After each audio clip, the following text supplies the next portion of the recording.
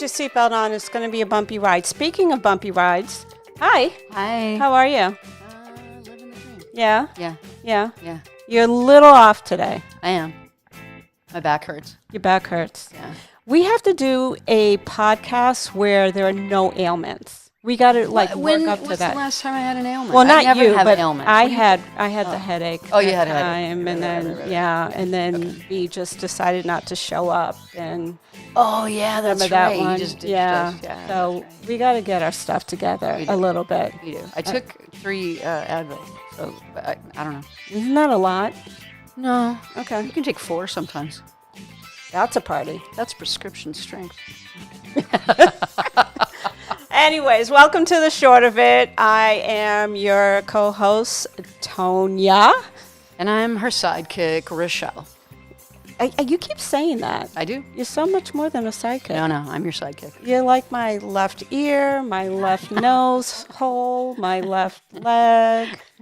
I'm Your last nerve. Well, there's that. We had a little fight today. Wasn't really a fight. in You're preparation. just like over eager to change things before we really kind of problem solve what's happening. That's true. Yeah. This. Okay. Yeah. Why are you squeaking? Squeaking. Oh, well, don't do that. I'll stop. Are you excited about today? I'm so excited. I'm Actually, so I'm a little excited. intimidated. Really? Yeah. No, Yeah. Joe's easy. No, look at all the things he's done. Oh, yeah, we have a little cheat sheet that our producer finally gave us. Yeah. So, yeah, Wow. I know. I'm intimidated. Well, it is what it is. We're going to do it anyway. Okay. Let's So, anyways, welcome to the show. I'm not going to say old. We've known each other since high school, which has been about 10 years. a long-time friend. A longtime friend. I like that. Joe Reitman, welcome to the short of it. Hi, thanks for having me. Thanks for being here. So, we can go over all of your stats, but one of the things that I want to share about you is that Joe used to be an amazing b-boy. Legit? Yeah. Whoa. He was he was real deal b-boy. Do tell. Do tell. I mean, what do you want me to tell? I mean, we used to. God, I was in Boston recently, and I walked by the Coolidge Corner Theater, where we used to dance in between the bank and the theater in that little alleyway. Yep. And that's where I started breakdancing when I was a kid, and that's kind of one of the first places I made real money. We were making decent money, which was crazy about it. Who had to and bring the cardboard boxes? Yeah. Whoever had the most recent delivery at that point. I think. True. I started dancing in high school, and then when I went to college, I continued dancing all through college. I actually started learning a lot of classical, and did some jazz and some hip hop, obviously. And the most bizarre thing is that it's interesting you mentioned that I got my first job acting on a TV show, dancing on a show. That was the first job I ever got. Cool. What show? It was a show called Blood Ties about a family of vampires, and I played this long-haired. The breakdown said we were looking for a long-haired motorcycle riding bad boy vampire who could dance, Wow.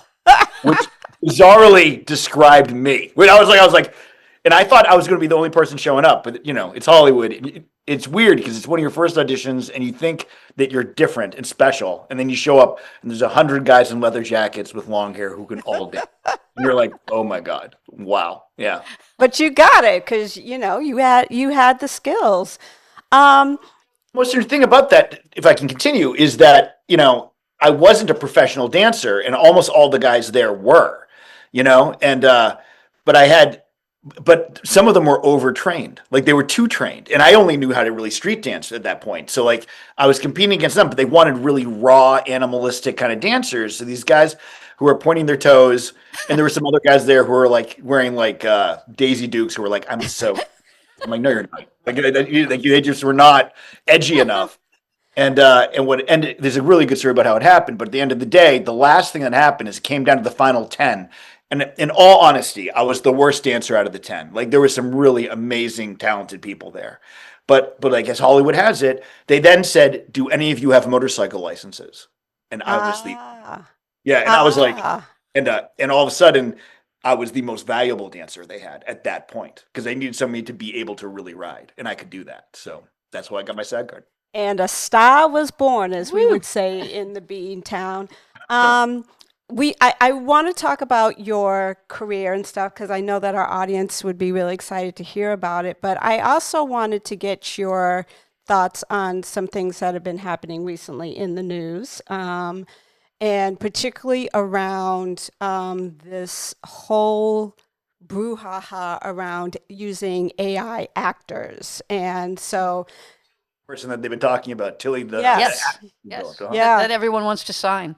she's great. We went on a couple of dates, and she's the most wonderful. You know, all right. So I know where you're going with this, and obviously, there's a lot to unpack in the AI world. I think, it's insulting to me, to be honest, about Tilly. I'm sure she's lovely, but you're talking about something literally a program that has never acted before for real. Like that, she's Mhm. never been on set. She has no credits. And like, even if we're going to treat her like a real person, let's say we are treating her like a real AI person, Mhm. she has no track record. She has no fan base. So like to think that a big agency is considering to sign her, opposed to like so many talented actors I know who struggle on a daily basis to get an opportunity to Right. audition. It's truly insulting. Like, I mean, as an artist, it is. But there are plenty of situations, if she ends up with 2 million followers, then it's a big argument to have about whether or not she's marketable or not, right? Because Right. I mean, I can't tell you how many actors. I saw something. There's an actress who had a part on Chad Powers, the new show that's coming on Hulu, and she got cut from the show and replaced by the Hawk Tuah girl, right? And she didn't know. What? They put on the show. They reshot it with the Hawk Tuah girl because the Hawk Tuah girl has 2 million followers, even though she's not an actress. And this actress has only 250,000 followers, and that wasn't enough for them. And when you get into numbers like that, and you're talking no longer about someone who's a co-star, not even a lead in a show, someone's in for one scene, and you're taking roles away from them to give them to people who really aren't actors just because you want followers, you know, you're making the number one mistake, I think, in any kind of art, and you're selling out to the masses instead of trying to make something the best that it can possibly be. Which, unless you're, to me, that screams that your product's not good enough. That's what it screams to me. You feel like you need more viewers, you can't get them without having actually the product speak for itself. That's a problem. And then AI on the other side, talking about the production aspect, which is the other side opposed to the actress. Mhm. When you get into AI, there's another problem here, which is obviously like people are like, is AI going to replace filmmaking? People felt that movies were going to replace TV. I mean, TV was going to replace movies. They thought Mhm. movies were going to replace theater. It will be another avenue, right? Right. It will not go away. And there will be absolutely that kind of like short term excitement that happens from a new kind of medium coming out, and people will be curious about what it can deliver. Uh, the more concerning element of it is what happens, and this is what we're very close to right now, is you can pick up your phone and saying, I would like to, say, hey, ChatGPT or whatever avenue it's going to be coming from, Right. and say, I would like to see a remake of American Pie, but I would like it to be done with John Wayne, Marilyn Monroe, and James Dean, and I would like Mr. Ed to be the father, and I'd like it to be done shot in the style of Quentin Tarantino. And almost instantaneously, you have this thing that you just described, and then you go, actually, I want the third act to take them back in time, and I want them to kill Hitler, and then it does that for you, like Wow. instantaneously, right? And and let's say and the thing is, it won't be as good as a movie. Right. It won't be as creative as humans, but it will be instantaneous, and it'll be able to be do that for like $3 to $5, Mm. opposed to going to a movie for 25 to $30. That will steal eyeballs and steal things for a while, because I think that's really what's going to happen in the short term. Is there's going to be this kind of like the same way TikTok took eyeballs and Instagram's taking eyeballs. It's going to be this avenue of people being able to kind of like instantaneously get whatever image they want thrown in front of them for Mm. 90 minutes for a very low fee. Even though it's 40% or 50% of what we'd expect from a feature, it will still draw attention because of the novelty. And that's what's going to happen in the short term, in my opinion. Yet I also believe there'll be a resurgence in theater, because the more that we end up with this kind of like controlled kind of like imagery that's being put on the screen, people are going to still, they're going to, I think people, the same way that vinyl has a resurgence because of Right. CDs and digital music, people want to go to a theater, and it's going to become a novelty where people say, oh my God, I went to the theater and one person on stage transported me through time and space in a black box, like a holy experience. It was amazing. And they're going to still be in awe with the human experience. Yeah. I think Yeah. that's going to kind of like have its resurgence as well. The other big news that's come out is, and you and I have kind of joked about this as filmmakers, but it's really not funny, is this proposed 100% tariff on films made outside of the United States. And our first question is, who gets the bill? Like, how does that even work? What happens if you shoot a film in the States, but your special effects are done in New Zealand, China? You know, Right. do you tariff part of the movie? You know, like how did you do that? It's like, if I want to protest, do I go to China and go to the film assembling plant? It is crazy talk. It doesn't Yes. make any sense.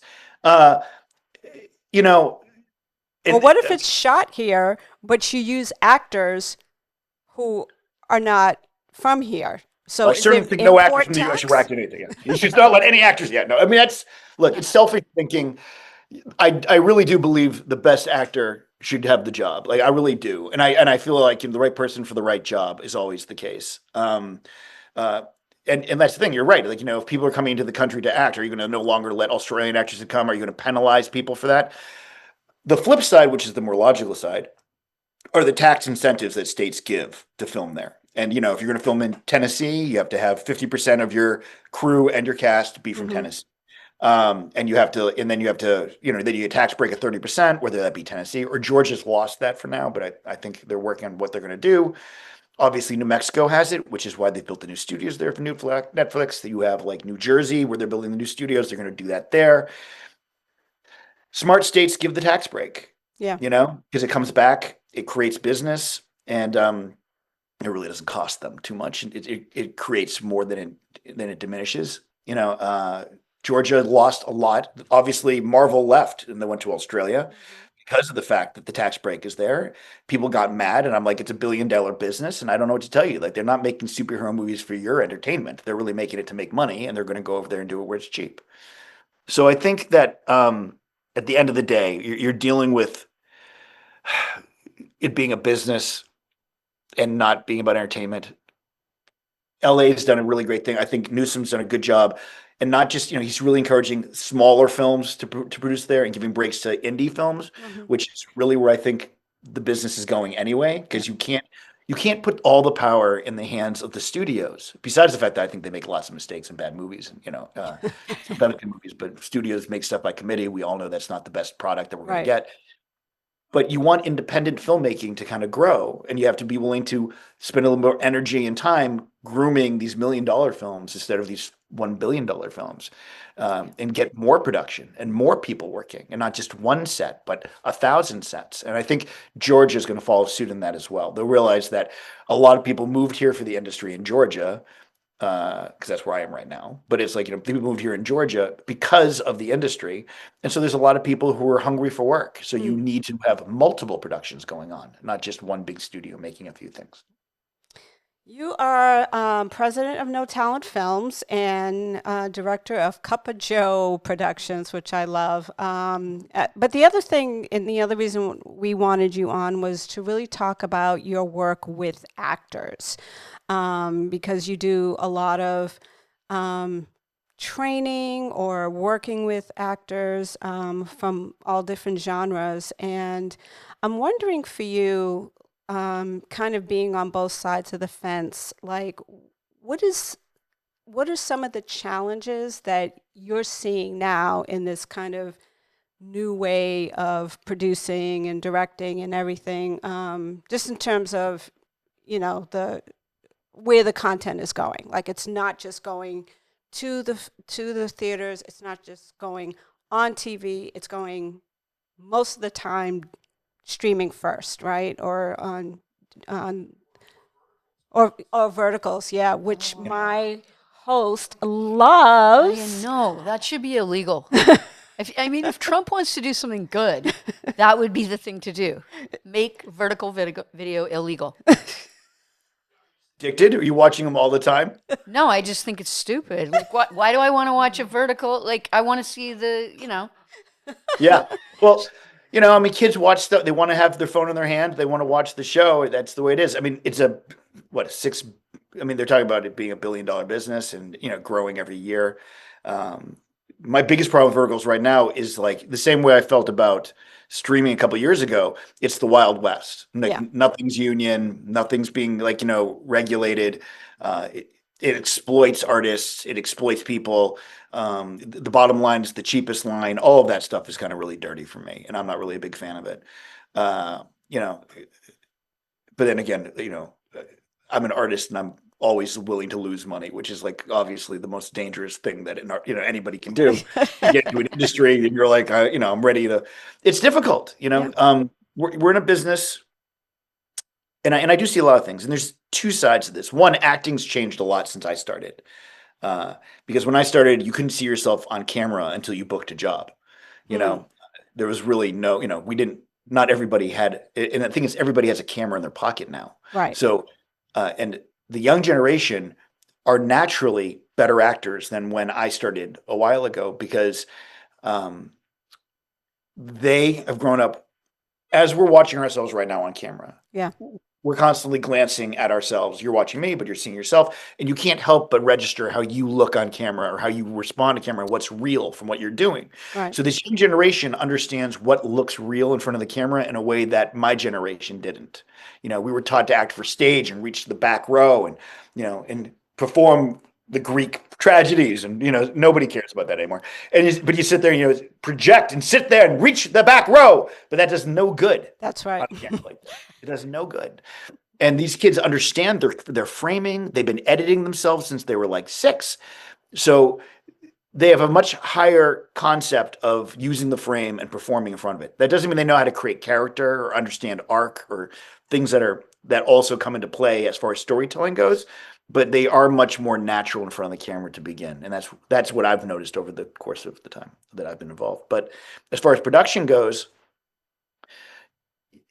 it's similar in the sense that 25 years ago, to make a movie for under $1 million was really, really difficult.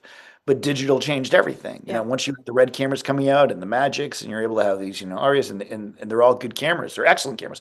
And to be honest, the phone camera on my iPhone is excellent too. Like, the camera is great, and you can shoot stuff almost nothing. Tangerine showed that. If you saw Tangerine, they shot that on iPhones. It's you can make a movie on your phone now, and obviously that brings the budget down. Talking about artists to production side, it's changed things because SAG based how much you had to pay actors on what your budget of your film was. But the quality of the film has become so good to shoot for less that actors are being paid less for a film that people are hoping to do a wide release on, but not pay the actors because of an old system that was set up 20 years ago. Wow. So it's really affecting that, what used to be considered a low budget film would be something under 5 million, but you can make that $5 million film for under 1.25 now. And if you can do that and you're making an ultra low budget, you can pay your actors $425 a day, and that's not a living wage, right? So not a real one after taxes, agent fee, and manager fee. So that's the biggest thing that I've seen is SAG failing actors, to be honest, is what I feel like has been a problem as an artist goes. Production wise, I mean, I'm not going to lie. There's a project that I was going to do as a web series, and we're talking about doing verticals. I apologize, but we're talking about doing that because it's like, is there a better way to recoup by doing it? And I can't say that I know yet, but it's causing me to do my due diligence to see if making film, if I have $50,000 to do something creative, what's the best way to put it out into the world is now becoming a different conversation. Talk about some of your upcoming projects, if you can. Our wonderful producer here, V. We didn't introduce him to the audience. No, we don't need to. Okay. He doesn't exist. Come on, ask about it. Ask about it. Ask about it. It's called Untitled Fetish Documentary in Post-Production. What is that? Come on. You're so excited. I So am. We're all excited over here. We're just a bunch of teenagers at the end of the day. Yeah. I can't talk too much about it, but we are finishing it. We're having our last round of pickups and post production in this week. Starting tomorrow, oddly enough, there's a little bit of wrap up material that we need to do for the project, and then we're going to do our sound mix and we're going to do our color correction and kind of have it done. I'm hoping, fingers crossed, by the end of the year.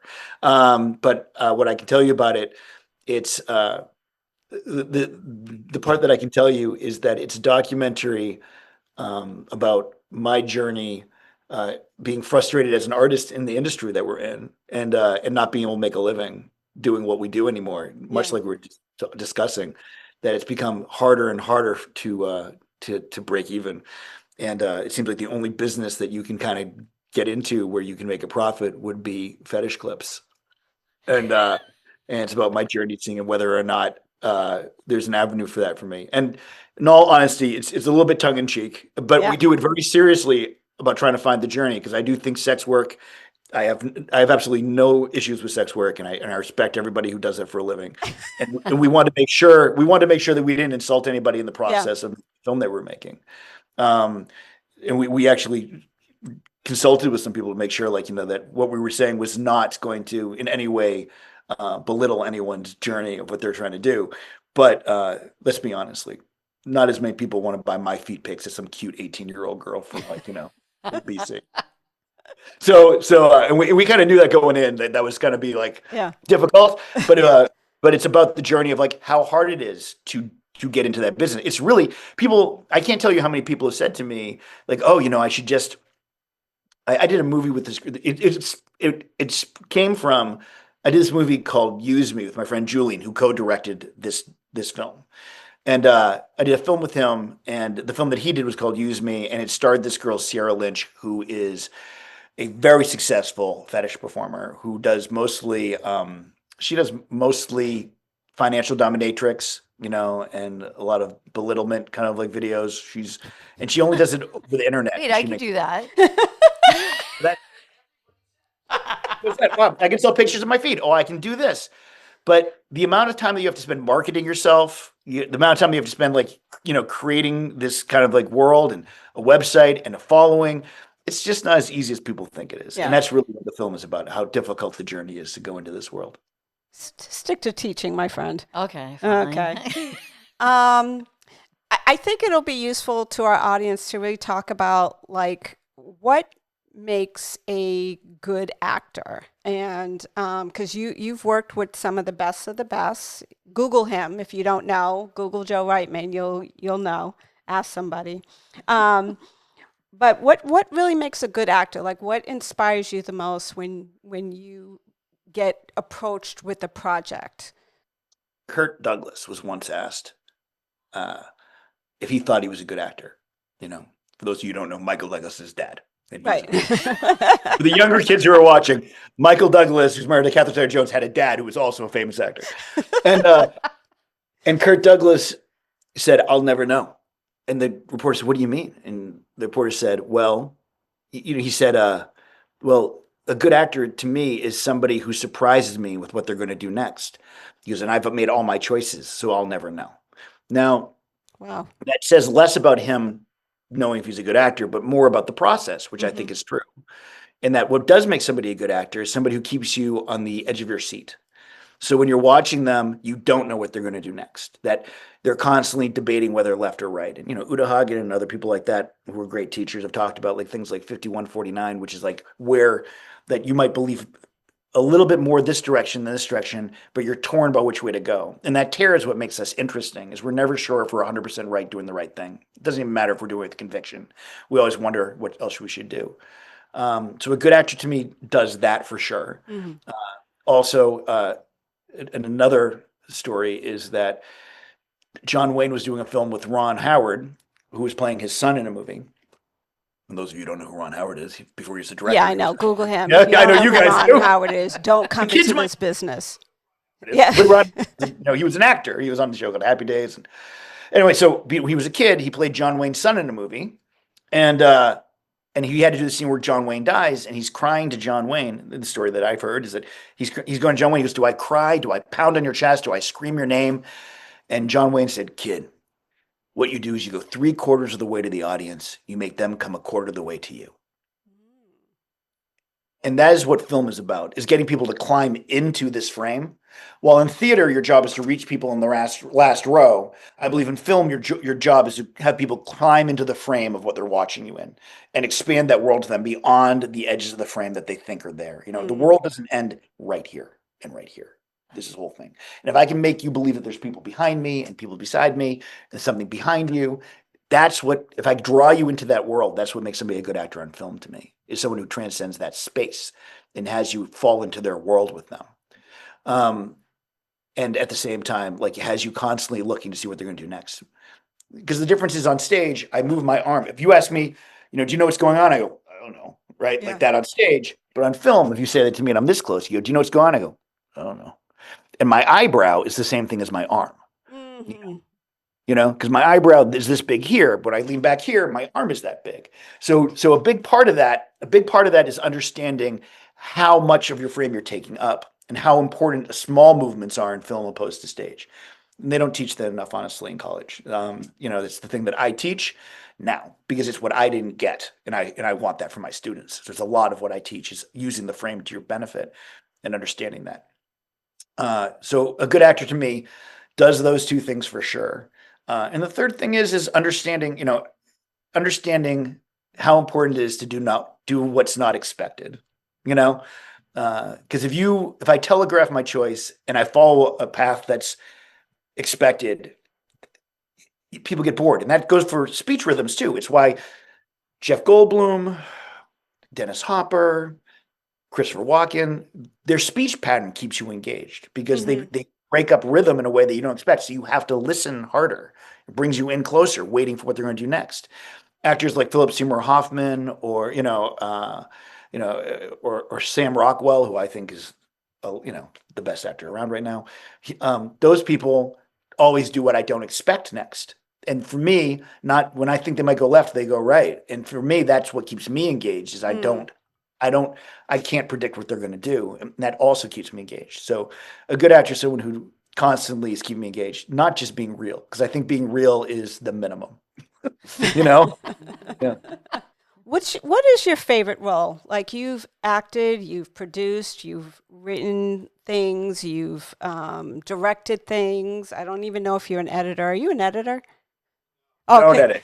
No, editing drives me crazy. So like I will go visit an editor and give my notes and work with editors. I like being in the booth with the editor, Yeah. but I like being able to walk away. If I was an editor, I'd weigh 600 pounds and no one would ever see me. It would be the worst. And I can't do that. And I'm never quite happy. I need someone to surprise me what they do too. Yeah. Give them my notes and let them have them surprise me. So I do not edit. I mean, I can edit little things, but I'm not an editor, and I have a lot of respect for the art, so I can't call myself an editor. But my favorite role personally that I've ever played was on Happy, where I played the very bad. Yeah. It was my favorite job I ever had. Brian Taylor, who I've done a number of projects with, who directed it, he saw me do a play in LA, and after he'd seen me doing a he goes, "I think you're right for this guy," and he fought for me tooth and nail. Like, they offered me that job. I didn't have to audition for it. He gave it to me, and it's so crazy. I was given like the job that I think is the best job that I've ever had, and I did the best work because they gave it to me far in advance. I didn't have just 2 days to get ready. I got it. I knew 2 months in advance I was going to play this guy, and I was able to do all of the homework that I would tell a student to do. So it was great. Yeah. Cool. Our producer is very impressed that you have done so much work with Mr. Clooney. Now Peggy, who's one of our audience members over there, is also now very, very excited about that as well. Because you all have done like a few films together. I think there's one, two, three. Yep. Um, and first of all, what's he like? George Clooney remembers everybody's name on every set that I've ever been on, down to the craft service guy to transpo people. He'll walk and say like, "Hey, Bob, how are your kids?" Like he Yeah. just knows everything. He remembers everyone, and gracious with his time and smart and likes to play basketball during lunch. So yeah, I love that. I love that. A lot of folks who have been tuning into the short of it are aspiring filmmakers and, wearing all different types of hats. What could you tell people about entering this crazy, lovely, wonderful, heartbreaking career of ours? that's such a horrible question. Don't do it. Tell them to quit. I mean, I tell people if I had any other skill set, I should have done it instead. Like I don't know if I'm capable of doing anything else Yeah, except for yeah, managing an Applebee's. So I just think I personally know and you know this about me, like I knew at a pretty young age that I was going to be doing this. yeah, I was performing young and uh, I knew I was going to leave to go to LA. I knew all that was going to happen. Everyone in school might not have known that I wanted to be an actor, but people knew I was artistic and whatever. So I think, or a little bit, an athlete who was artistic. It was yeah. difficult. It was a difficult time where it wasn't really acceptable either. So it was a weird. But I tell people all the time, that's the thing. It's like if there's anything else anything else you'd like to do just as much, you should really do that instead because it'll be a less painful road, guaranteed. And I don't care what you're going to tell me it is. So I just think that's the first thing. Yeah. If you Don't have a quit your day job. yeah, I did, but don't anyone else do that. But that's the flip side of it. You need to put in the time. Like, Yeah. it's fine if you want it to be a hobby and you can make movies on your weekends and stuff. But if you want it to be your life and your career, you need to treat it like it's your life and your career. I block out time for me to write. I block out, and I don't get to do it every day, but I block it out every day. I, I do some managing still of people, and I do that, and that can take up a big part of my day. But I make money managing other people's careers sometime, and that's, oh God, when I did that show called Blood Ties, where I play the vampire, the first day I was on set, I got really depressed, and this older actor who was in his 80s goes, "What's wrong?" Because he saw I'd never been on set, and I was sad. He goes, "What's wrong?" And I go, "I studied Shakespeare in college, and I'm now like running around acting like a vampire. Like, what am I doing? Like this is stupid, right?" And he goes, "This is not your art. This supports your art," which was a super valuable thing for me to Yes, yes. hear.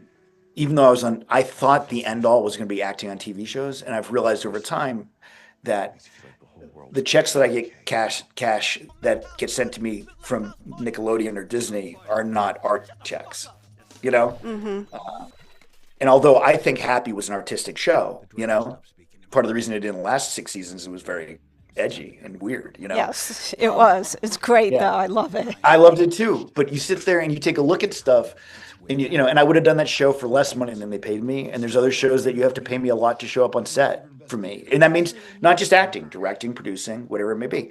But for beginning filmmakers, number one, get on set, right? That's number one, and do it for free because you need to intern at any job that you want to do in the business, and you need to show up and learn it. If I want to direct a show now that's on the air, I would have to shadow somebody before I got to do that show, and I have to be willing to put in that time on my own, right? And I would. I do it now. I go to booths. I still go to booths. It's in booths of the soap opera or whatever it may be, just to watch people work.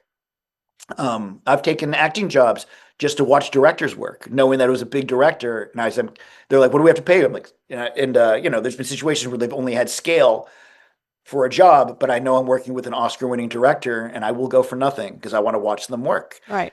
And I think that's what's important is you have to treat it like it's a business, but the passion has to be there because they're not paying me a fortune all the time. I mean, sometimes I make good money, but a lot of the time I'm scraping along trying to figure out what I do. I'll get offered a movie sometimes where I have to take a loss on the movie opposed to what I make coaching actors or creating product. And I have to weigh out what that means to my soul, right? It's like, Do I want to be a part of this or do I not?